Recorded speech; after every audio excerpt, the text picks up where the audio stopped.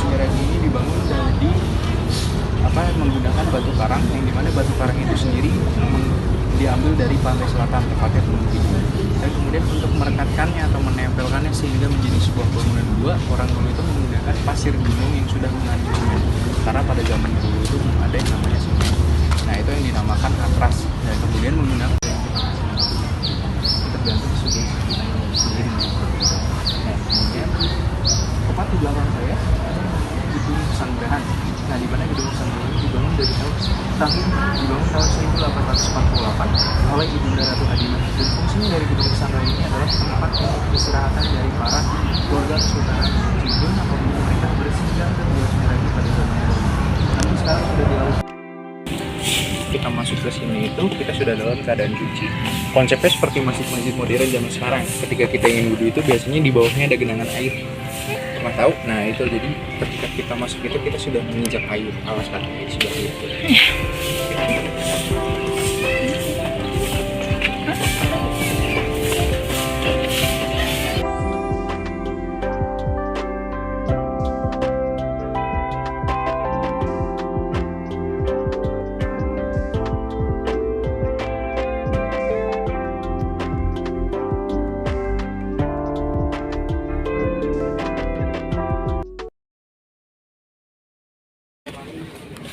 Di sini ini ada yang namanya Gua Pawon.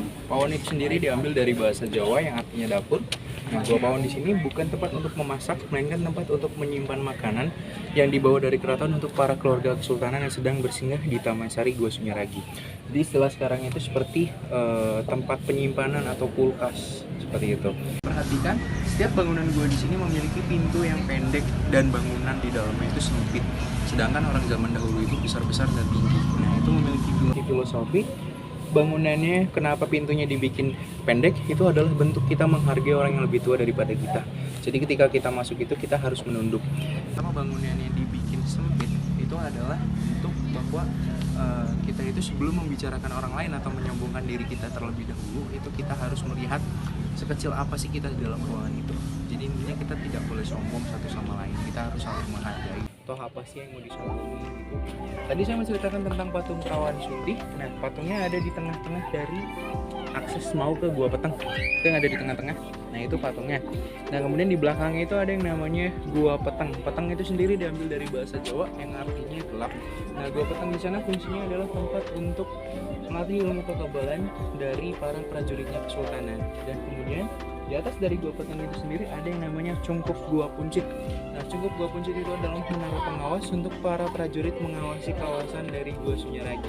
Biasanya yang mengawasi di sana itu yang jago memanah atau istilah sekarang itu jago sniper gitu. Kemudian di bawahnya itu ada sebuah ruangan di mana ruangan tersebut digunakan untuk menyimpan patung Putri Cina yang terbuat dari kayu cendana yang fungsinya adalah untuk mengharumi kawasan dari Gua Sunyaragi seperti itu. Kemudian di sebelah sana itu ada yang namanya patung gajah yang sedang menarik kereta kencana.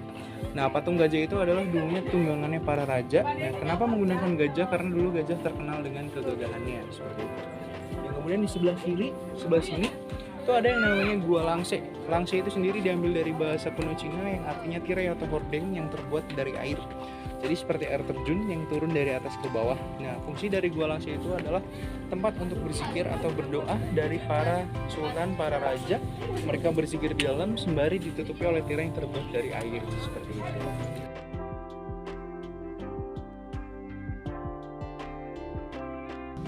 Sepanjang masa. Nah, untuk yang tiga di depan ini hanyalah sebuah semen yang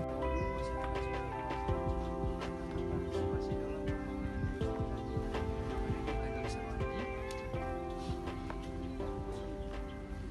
melambangkan sebuah kegagahan, dan lilitan laut di sini adalah melambangkan lilitan masalah. Nah, patung ini menghadap ke arah timur, sama halnya dengan matahari terbit. Diibaratkan kita bangun pagi, song-songlah hidupkan kita dengan sambutlah dan dengan kegagahan dan keperkasaan. Namun ingat, di balik kegagahan dan keperkasaan itu kita tidak akan luput dari yang namanya lilitan masalah.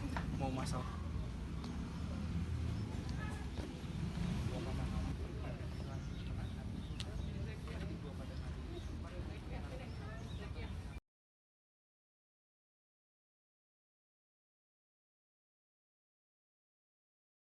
Gua pada nanti mereka duduk di sini, sebelah sini. Silakan kita lanjut.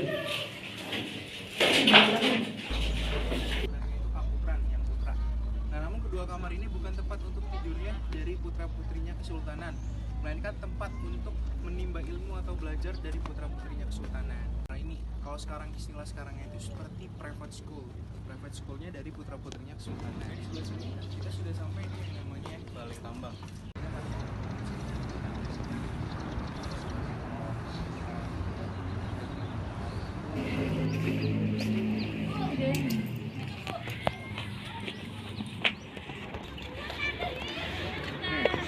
Oke, sebelah sini ini ada yang namanya Gua Arga Jumut. Nah, sekilas Gua Arga Jumut ini mirip dengan mukanya Barongsai. Oh iya.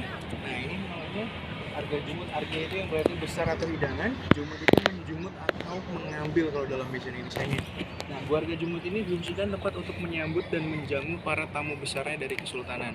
Dan kemudian di dalam dari Gua Arga Jumut ini terdapat 2 buah pintu waktu yang bisa menembus ke Mekah dan ke Cina pada zaman dahulu. Nah, yang ke Mekah itu hubungannya dengan ibunda dari Sunan Gunung Jati yang bernama Nimas Rara Santang. Beliau menikah dengan Kesultanan Mesir, yang dimana Kesultanan Mesir ini yang bernama Syarif Abdullah ini masih mempunyai keturunan dengan Nabi Muhammad SAW. Sedangkan yang ke Cina ini hubungannya dengan istrinya dari Sunan Gunung Jati yang bernama Putri Autin yang berasal dari Cina. Jadi bila mana ada keluarga yang berkunjung ke Mekah dan ke Cina pada zaman dahulu, mereka cukup bersemedi di situ selama 40 hari 40 malam, jiwanya ke sana, raganya tetap di situ. Dan kemudian kedua buah pintu waktu itu juga mempunyai makna. Jadi setiap kita manusia itu ketika kita ingin menuntut ilmu agama, kita pergi ke negeri Mekah, dan ketika kita ingin menuntut ilmu dunia, kita pergi ke negeri Cina. Karena ada pepatah mengatakan tuntutlah ilmu sampai ke negeri Cina. Seperti itu kurang lebih filosofinya dan sejarah yang ada di Taman Sari Gua Sumiragi.